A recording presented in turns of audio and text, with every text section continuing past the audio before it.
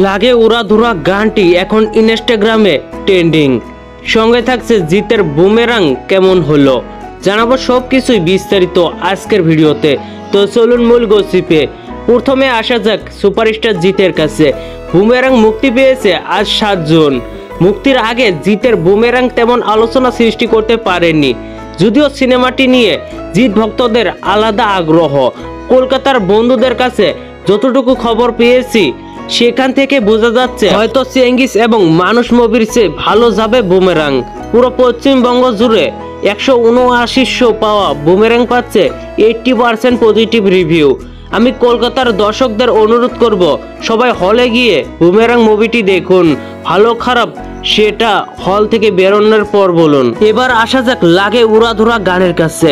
লাগে উড়াধুরা গান প্রকাশ পেয়েছে 28 মে, তবে এখনো দর্শকদের মুখে মুখে লাগে উড়াধুরা। ভারত বাংলাদেশ জুড়ে বানানো হচ্ছে গানটির রিলস। ফেসবুক, ইউটিউব এবং ইনস্টাগ্রাম সব জায়গাতেই পাচ্ছে প্রশংসা। শুধু এই গানেই নয়, এই মুভির প্রত্যেকটা কন্টেন্ট দর্শকদের চোখে ভালো। দুই বাংলার দর্শকরা তুফান দেখার অপেক্ষায়। আসন্ন ঈদুল আজহায় বাংলাদেশ এবং 28 জুন ইন্টারন্যাশনালি মুক্তি পাবে শাকিব খান অভিনীত তুফান। তো ভিউয়ার্স, এই পুরো বিষয় নিয়ে আপনাদের কোনো মতামত থাকলে অবশ্যই নিচে থাকা কমেন্ট বক্সে জানাতে ভুলবেন না। আর ভিডিওটি ভালো লাগলে একটি লাইক দিয়ে বন্ধুদের মাঝে বেশি বেশি করে শেয়ার করুন। ধন্যবাদ পুরো ভিডিওটির সঙ্গে থাকার জন্য।